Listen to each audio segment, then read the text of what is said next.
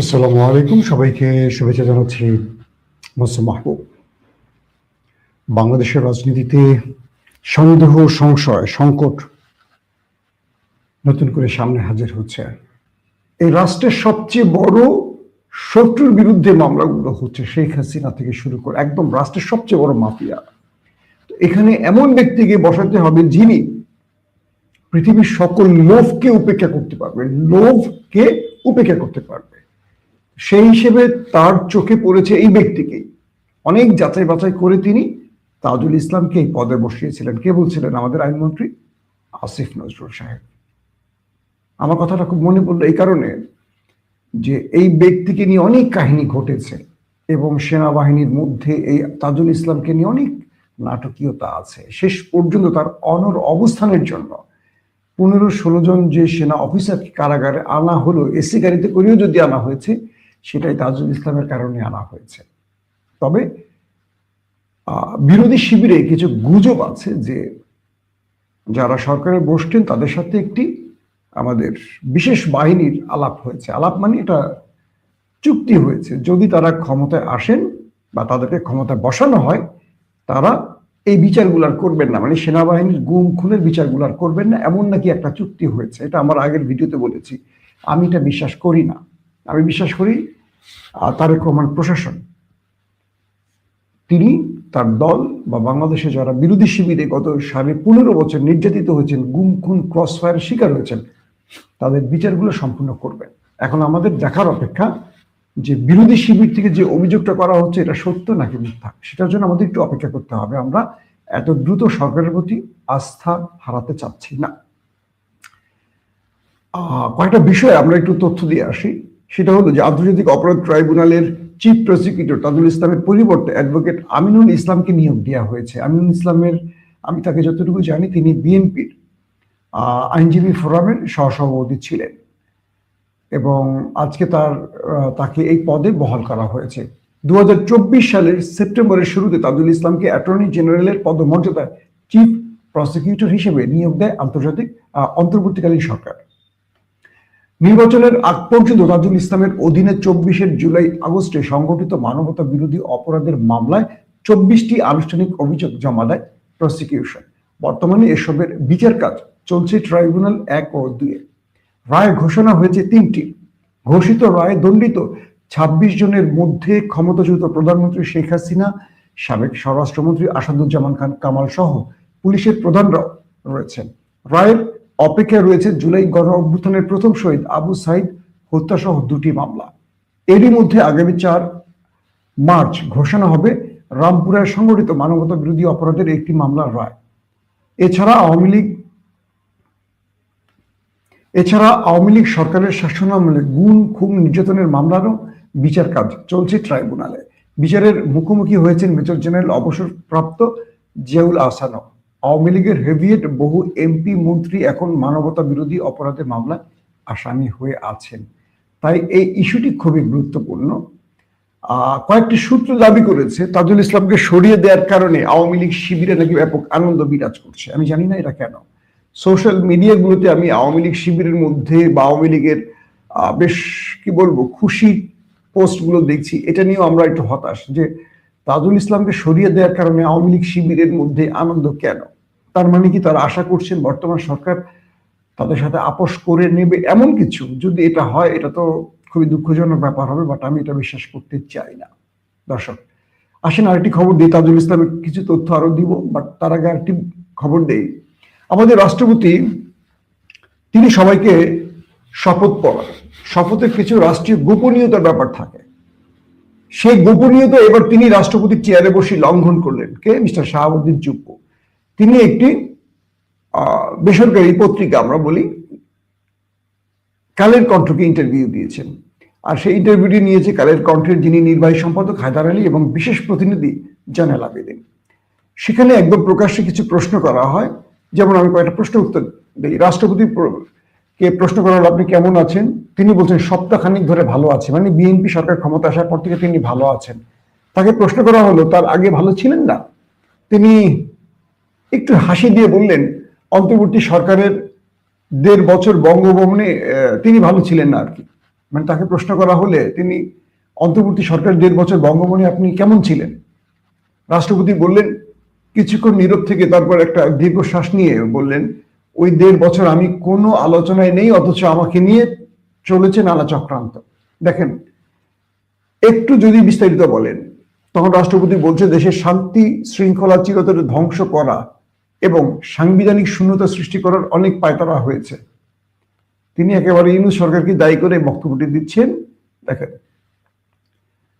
সেসব কি সফল হয়েছে তাকে প্রশ্ন করা হলে তিনি বলেন, আমি দৃঢ় চিত্তে আমার সিদ্ধান্তে অবিচল ছিলাম, যে কারণে কোনো ষড়যন্ত্র সফল হয়নি। বিশেষ করে অসাংবিধানিক উপায়ে রাষ্ট্রপতিকে উপড়ে ফেলার অসংখ্য ছক ব্যর্থ হয়েছে। তিনি নিজেই অসাংবিধানিক ভাবে পদে বসেছিলেন এবং অসাংবিধানিক ভাবে একজন প্রধানমন্ত্রী তাকে নির্বাচিত করেছে এবং অবৈধ একজন প্রধানমন্ত্রী, তিনি নাকি সাংবিধানিক। আর তাকে আবার সেই বৈধতার মূল জায়গাটা তৈরি করে দিয়েছে বিএনপি এবং তিনি বিএনপির কাছে কৃতজ্ঞ। তাকে বিএনপিকে নিয়ে প্রশ্ন করা হলে কি উত্তরটা আমরা একটু শুনি।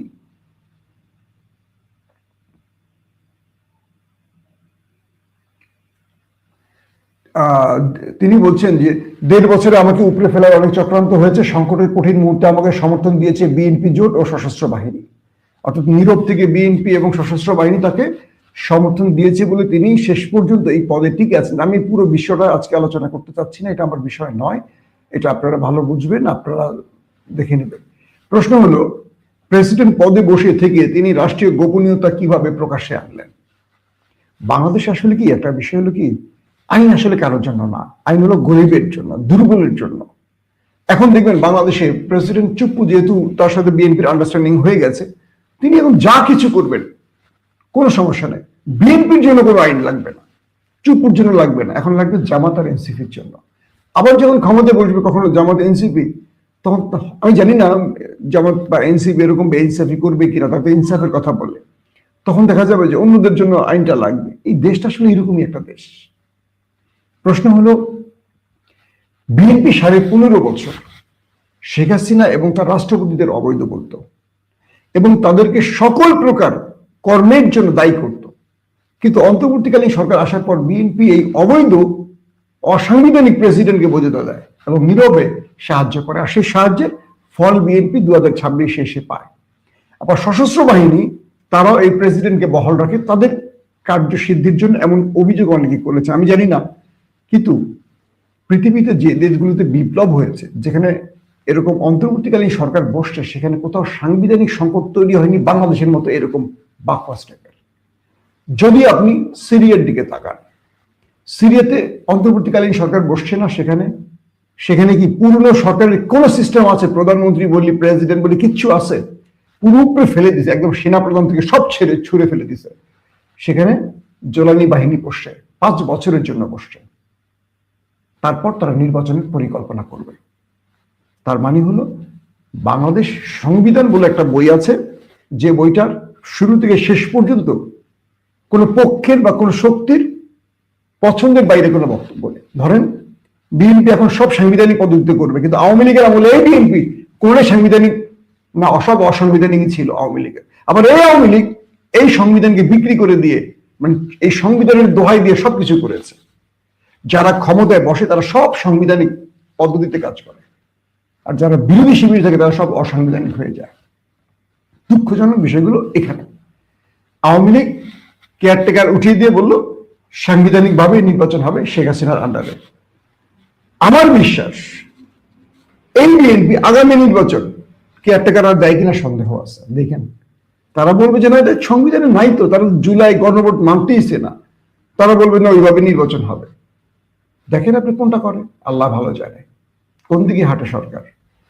সিমটম ভালো লাগছে না, তাই বললাম। আসেন কয়েকটা বিষয় বলি। এই রাষ্ট্রের সিস্টেমগুলো বা আমাদের জুলাই স্পিরিট, যে স্পিরিট থেকে সরকার গঠিত হলো, কেন যেন মনে হচ্ছে বিএনপি মনে করছে যে জুলাইটা তাদের সরকার গঠনের জন্য হয়েছিল। তারা সরকার গঠন করেছে, কিচ্ছু প্রয়োজন নেই। তাদের বক্তব্য, কথাবার্তা, বডি ল্যাঙ্গুয়েজ আমাদের কাছে তাই মনে হচ্ছে। কিন্তু একটা বিষয় মনে করবেন, যে জুলাই স্পিরিট হাসিনাকে দেশ থেকে তাড়িয়েছে, সেই জুলাই স্পিরিট আমাদের যুব সমাজের হৃদয়ের মধ্যে এখন দাউ দাউ করে চলছে। কোনো ভুল সিদ্ধান্ত আসলে সেই সিদ্ধান্তের অনেক বড় মাসুল দিতে হতে পারে। বাংলাদেশে আরেকটা বিপ্লব হবে না এর নিশ্চয়তা নেই, কারণ বিএনপি এখনো খুব দুর্বল পজিশনে আছে। বিএনপি কতগুলো আসন নিয়ে বসেছে সাংবিধানিকভাবে, সে তার চেয়ে বড় জিনিস বিএনপি জানে তারা কতগুলো সিট নিয়ে বসেছে। আমরা যে কটা সিট দেখছি তা সেটা আলোচনা না, যেগুলো দেখছি না সেগুলো আলোচনার। এক, ওপারে বসে আছে ভারত তার বিশেষ পরিকল্পনা বাস্তবায়নে, বসে আছে শেখ হাসিনা, বসে আছে শক্তিধর জামাত ইসলাম, ইয়াং ফোর্সের এনসিপি। বিএনপিকে খুব চমৎকার কিছু পরামর্শ দেয়। এই সময় বিএনপির প্রথম কাজগুলো হলো পুরোপুরি জুলাই স্পিরিট ধারণ করে রাষ্ট্রের কাঠামোকে তৈরি করা। জনাব তারেক রহমান বিগত এক যুগ বা দেড় যুগে, এক যুগ ধরলাম, যে প্রমিসগুলো দিয়েছেন দেশের জনগণকে, আমরা চাই সেই প্রমিসগুলো তিনি একটা একটা করে রাখবেন।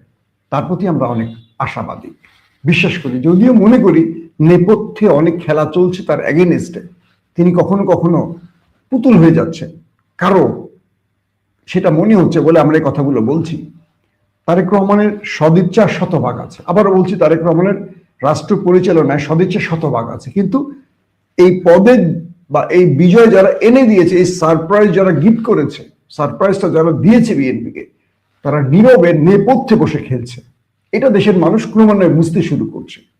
এখান থেকে বিএনপিকে বের করে আনতে হবে আমাদেরকে, বাট বিএনপিকে হটানোর জন্য না, বিএনপিকে আমরা রাখবোই ক্ষমতায়, বাট বিএনপিকে ভুল সিদ্ধান্ত নিতে দেব না।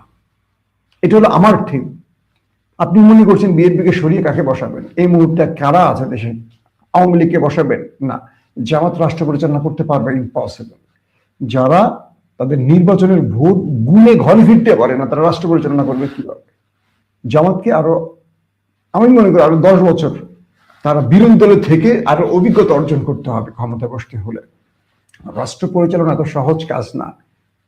রাষ্ট্র পরিচালনার জন্য প্রথম যোগ্যতা নির্বাচনে উতরে আসতে হবে, কারণ জামাত নিজেই জানে না তারা কতগুলো আসন পেয়েছে।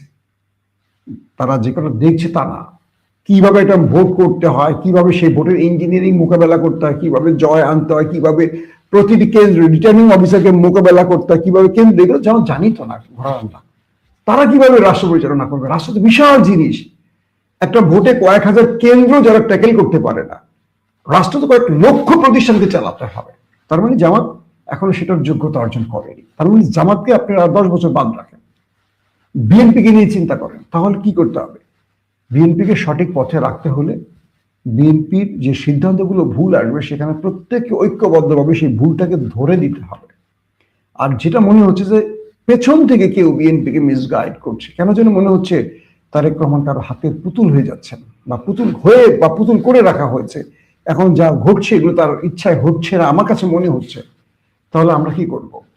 প্রাসাদ ষড়যন্ত্রের বিরুদ্ধে তারেক রহমানের পাশে দাঁড়াবো, এটি করতে হবে। আর বিকল্প কোনো পথ নেই। শেষ যে কথাটি বলতে চাই, চুপ্পু সংবিধান লঙ্ঘন করেছে বা সংবিধানের শপথ লঙ্ঘন করেছে, তার বিরুদ্ধে আমাদের ব্যবস্থা দাবি উঠতে পারে। 2 নম্বর, রাষ্ট্রের গুরুত্বপূর্ণ যারাই বসেন, তাজুল ইসলামের জায়গায় আমিনুল ইসলাম বসেন, কোনো আপত্তি নেই। যদি তাজুল ইসলামের চেয়ে ভালো কিছু করতে পারেন আমিনুল ইসলাম, তাকে সেলুট। কিন্তু যদি তাজুলকে সরানো হয়, আমিনুলকে বসানো হয়, এখান থেকে রাঘব বোয়ালদের বাঁচানোর জন্য, কিংবা প্রমিস অনুযায়ী ক্যান্টনমেন্টের সেই দুষ্ট লোকদেরকে বাঁচানোর জন্য, কিংবা ওপারের কোনো প্রেসক্রিপশন থাকে, তাহলে আমি বলে দিচ্ছি বিএনপি 5 বছর মেয়াদ পূর্ণ করতে পারবে না। লিখে রাখেন, বাংলাদেশে বিকল্প কিছু তৈরি হবে। আবারও বলছি, আমি বিশ্বাস করতে চাই বিএনপি ভালো কিছু চাইছে। বিএনপি চাইছে আরো ভালোভাবে ট্রাইব্যুনাল পরিচালনা করতে, তাই তাদের হচ্ছে যোগ্য কাউকে তারা খুঁজে পেয়েছে, এটাই যেন সত্য হয়। পাশাপাশি যদি রাষ্ট্রের চয়েসে বা রাষ্ট্রের দলীয় ভান্ডারে কোনো যোগ্য লোক না থাকে, তাহলে রাষ্ট্র পরিচালনায় অন্যদের কাছ থেকে যোগ্য লোক নিয়ে রাষ্ট্র পরিচালনা অন্যায় কিছু নয়। এটি জিয়াউর রহমান সাহেব করেছেন। আমরা তারেক রহমানের কাছ থেকে সেই নজিরটি দেখতে চাই, যে তিনি বারবার বলতেন সবাইকে নিয়ে দেশ পরিচালনা করবেন। তো সবাইকে নিয়ে দেশ পরিচালনার অর্থ হলো সবার কাছ থেকে যোগ্য লোকগুলোকে নিয়েই একটি রাষ্ট্রের কাঠামো তৈরি করা। আমরা সেই বিষয়টি তারেক রহমানের কাছে আবারও আবেদন জানাবো, তিনি যেন সেই পথটি অনুসরণ করেন। কারণ হলো দলবাজরা কেবল দলবাজি করে যায়, তাজুল ইসলাম এই পর্যন্ত যতটুকু কাজ সফলতার সাথে করছেন, এটা আসলে আমরা নির্দ্বিধায় তাকে এটার জন্য প্রশংসা করতেই পারি। তিনি অনেক দুঃসাহসিক সিদ্ধান্তগুলো নিয়েছেন, কারোর সাথে আপোষ করেননি, নির্ভয়ে লড়াইটা করেছেন এবং গুম খুন বা এই বিষয়গুলোর সাথে জুলাই অভ্যুত্থানে যারা শহীদ হয়েছে তাদের পরিবার সবাই তার উপর খুশি। তো তাকে এত দ্রুত না সরিয়ে আরেকটু তাকে এই পদে দেখা উচিত ছিল সরকারের। আবার দেখছি বিডিআর, বিজিবি আবার বিডিআর হয়েছে, এই তদন্ত নতুন করে শুরু হবে, এগুলো নিয়ে নানান প্রশ্ন উঠছে। পজিটিভ নেগেটিভ সব প্রশ্নের মাঝখানে আমাদের একটাই উত্তর থাকবে, সেটা হলো সরকার যেন সঠিক পথে থাকে, সরকার যেন সঠিক লক্ষ্যে থাকে, সরকার যেন পেছনের কোন অদৃশ্য শক্তির হয়ে কাজ না করে। এটা যদি হয়, এর চেয়ে দুঃখের কিছু থাকবে না আমাদের জন্য। এতগুলো জীবনের মানে এতগুলো মৃত্যু, এতগুলো মানুষের প্রাণহানি, এতগুলো মানুষের আহত হওয়া, পঙ্গুত্ব হওয়ার যে ইতিহাস আমরা জুলাইতে দেখলাম, এটার সাথে যেন কেউ বিশ্বাসঘাতকতা না করে, এই প্রত্যাশাটাই থাকবে আমাদের। আল্লাহ হাফিজ।